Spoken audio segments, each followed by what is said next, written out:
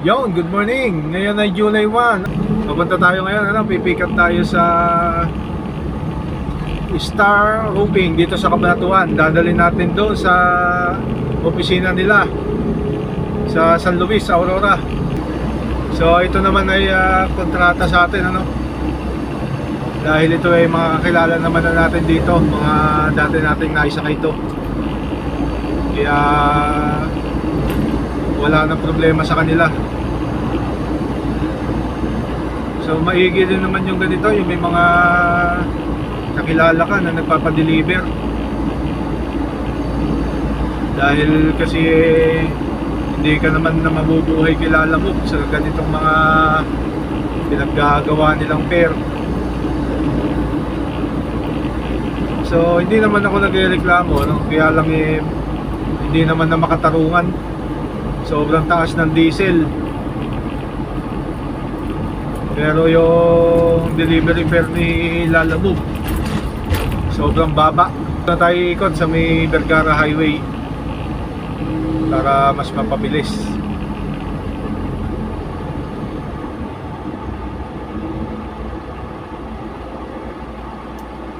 At ito, dito tayo sa stoplight. So dito mga sir, sa stoplight na to, maraming hindi natin alam kung hindi nila alam na may stoplight o pasaway lang talaga. Pero imposible namang hindi nila makita yan, laki-laki. So mga naka-stop na yung stoplight na yan, naka-red na, dumidiretso pa rin yung mga pasaway na iba. So wala tayong magagawa doon sa kanila pagka ganun ang ugali nila. At ayun, naikarga na nila yung mga di-deliver natin dito sa San Luis, sa Aurora. So ito yun guys, ito yung i-deliver natin. Ayan hindi ko alam kung ano tawag dyan, pero yan yung yan yung ginagawang mga alulod.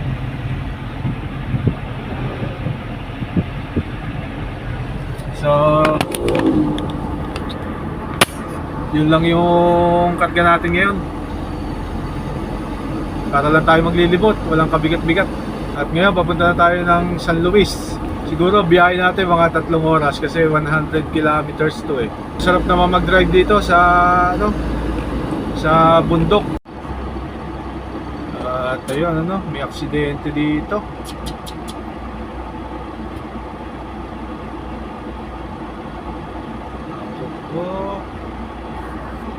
Kaya ito nag-save lang.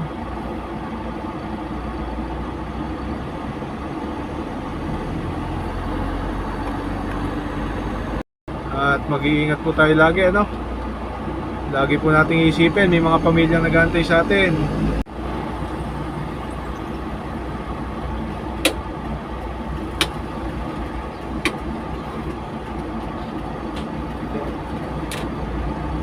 Yun,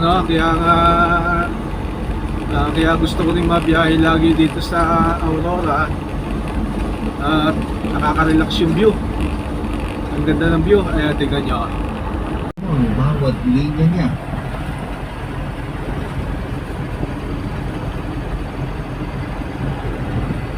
Tingnan nyo, di ba ganda ng view?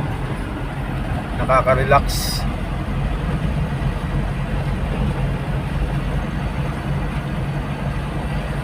Kaya dito rin ako nagtatagal sa biyahe. Yung mag-slow down ka dito. Tapos pagmamasdan mo yung mga bundok na yan, ganda sa pakiramdam.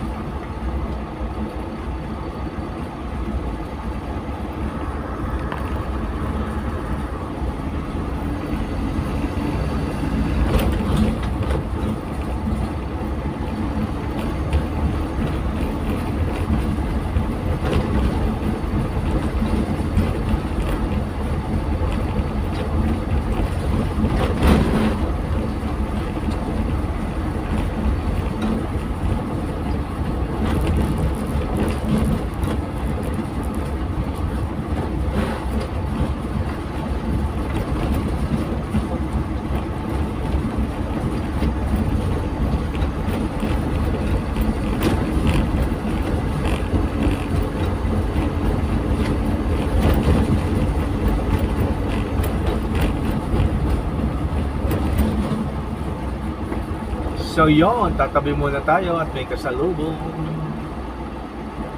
Ganda dito. Sarap tumira dito.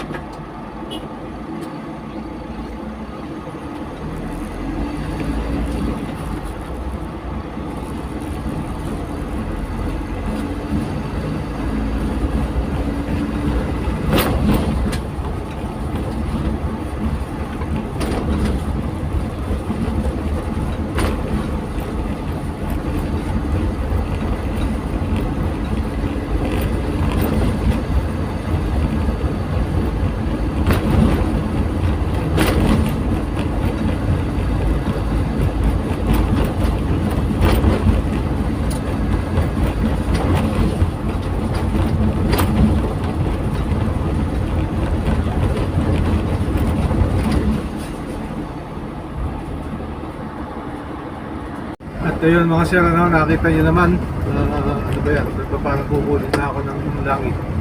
Yo. Nakita nyo naman kung gaano maganda ang daan dito, no? So mamaya pagka uwi naman natin, pabalik na tayo Cabanatuan. Doon naman tayo iikot ngayon sa may gawin ng Bungabon. Titignan naman natin kung maganda yung daan doon. Balita ko matatarik na yung daan doon eh. So subukan natin, mukhang maganda ang mga view doon. So dadaan natin yung yung Labi. Nakikita natin kung maganda talaga doon pagkagaling ka dito sa Aurora. Pero mas malapit daw yun kaysa dito sa dinaanan ko eh.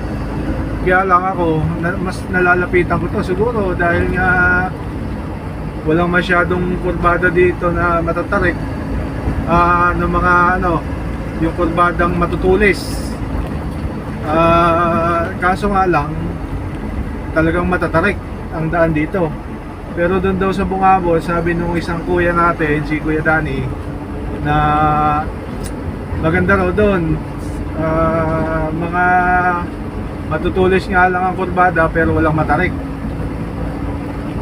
So mamaya makikita natin. Kasi siya lagi doon dumadaan sa Bungabon. Ako naman dito lagi ako sa Rizal. So pagka nagustuhan natin daan doon, o di sa susunod doon na tayo dadaan, di ba? Ganun lang naman. Tsaka depende kung maganda view doon. Siyempre pag maganda view doon ako lagi dadaan pagka may pa-deliver sa akin dito sa papuntang Maria Aurora tsaka sa San Luis. At ayun, malapit na tayo dito sa pagdadrapan natin ng mga deliver natin. So tapos meron tayong papasabay yung si Kuya Danny pauwi ng Cabanatuan. Mga gamit niya siguro ito. So ang ganda dito, nakaka-relax talaga. Ito guys, tingnan nyo. Ayan, tingnan nyo. Ganda, di ba?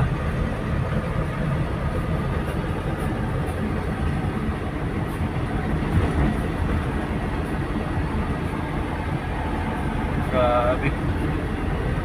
Sarap sa mata.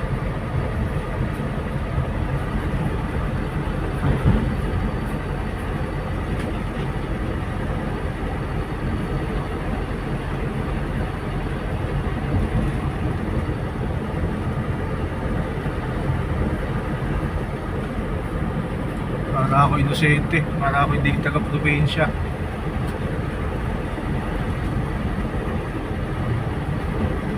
So yan. Nakita nyo kung gaano kaganda dito. Hindi ko lang sure kung talaga nakita nyo kasi cellphone lang naman pang video ko.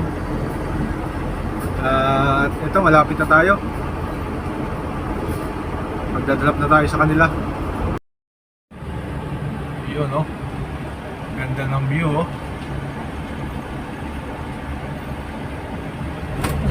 Sana wag nila sirain to balang araw.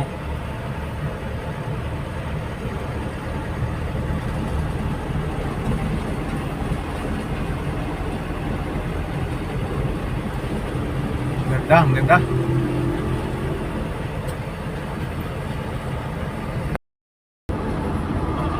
Ito na yata yun.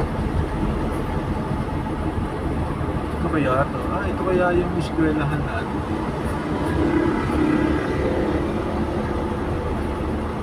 Yun, hardware. So, ito na siguro yun. Tingnan natin kung star roofing nga ito.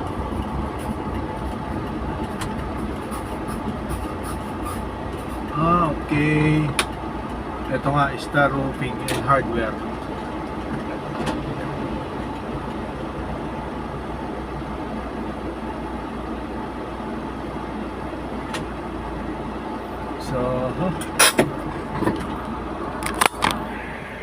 So, yun, ito. Dito tayo magbababa. Okay, mag-uunat-unat muna tayo bago bumaba. Ay, yun, ano. Nag-unat-unat pa. Kala mo pagod na pagod.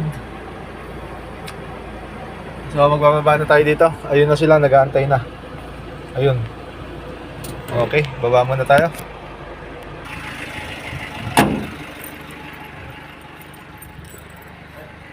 Sir, galing ng Kabanatuan.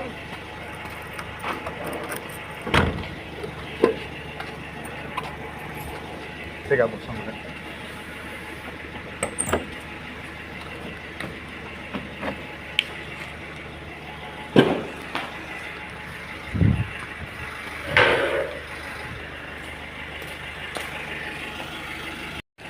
Yan, nagbababa na. Dito tayo sa San Luis, Aurora.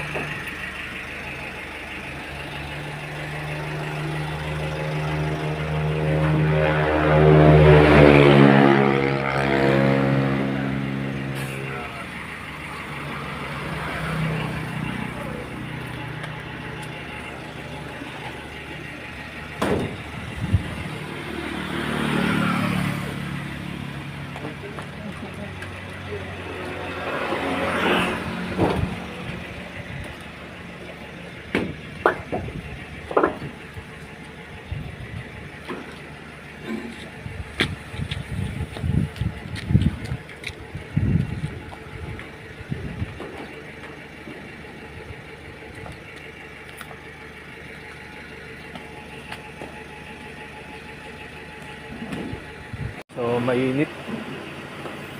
Kaya sila na nagbaba.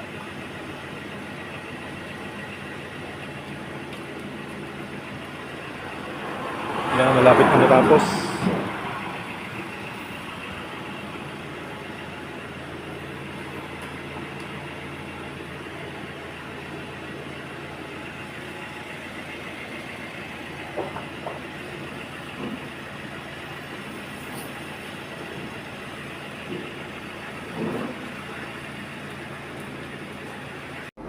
So yun, tapos na silang magbaba, no? Tinahantay na lang natin si Kuya Danny kasi may sasabay tayo sa pauwi ng Kabanatuan para hindi na rin siya magbayad. Kasi malaki-laki din ang bayad nun pagka pinalalamove niya mula dito. Alam ko walang lalamove dito sa gawin ng Aurora eh.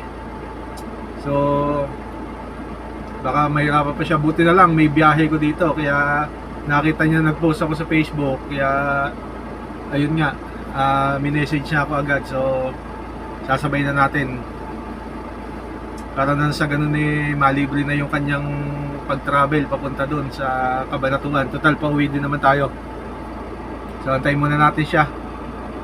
Sir, ito at andito na si Kuya Danny, pupuntahan na natin yung kanyang papasabay. So grabe, 1 hour pa ibinyahin niya, mapuntahan lang ako dito. Wala, nawala na. Ay, yun. Welcome to Baler. Baler na pala to.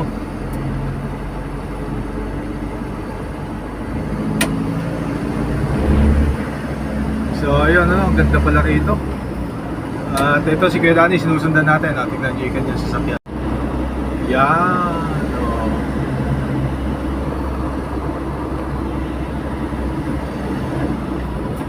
Ganda. So ito na mga sir yung papunta ng ano no, Nueva Ecija pabalik. Sa kabilang side naman to, Bungabon.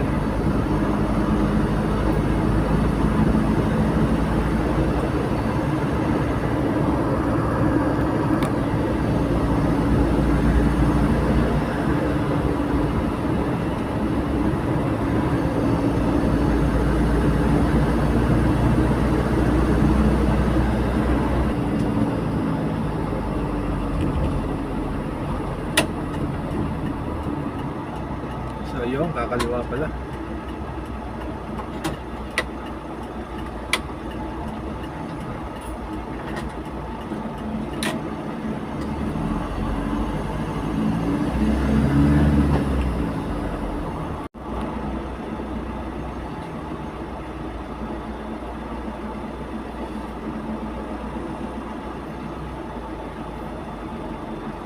Mga sir, no? At pauwi na tayo ng Cabanatuan. Dito tayo dadaan sa Bungabon. Nakikita natin yung daan dito. Maganda rin daan dito eh. So, check natin kung maganda nga talaga. So, yun. Nakapagpalit na rin tayo ng damit. Wow, ganda pala.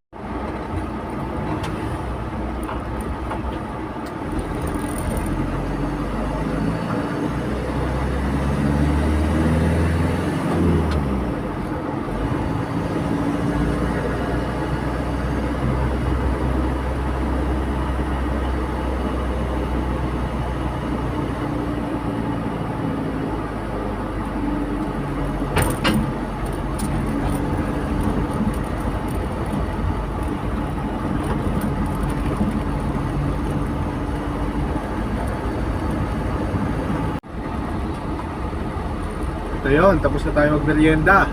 Diretso biyahe na uli. So malapit na tayo sa Bungabon. Kung tutusin, mas maikli nga pala yung biyahe dito kumpara doon sa Rizal.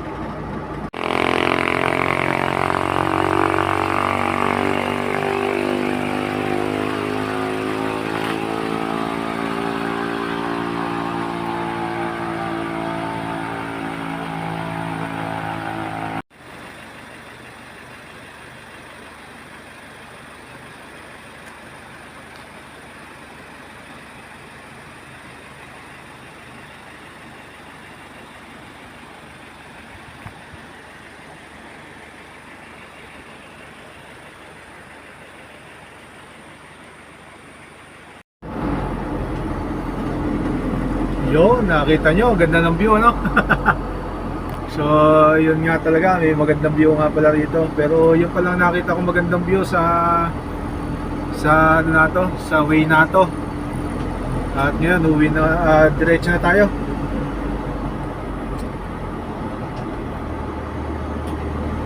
So, medyo makapag.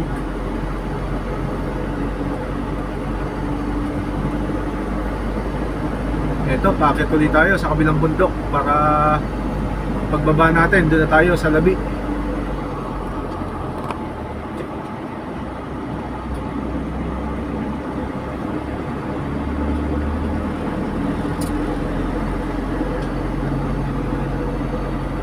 So, magpatay muna tayo ng aircon. Baka hindi umabot yung ating diesel.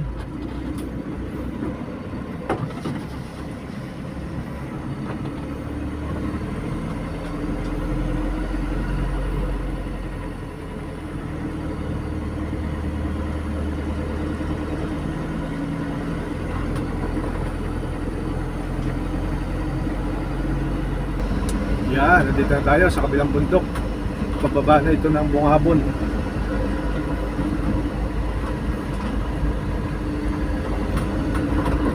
So, nakatali namang mabuti yung papag. Chinek natin kanina.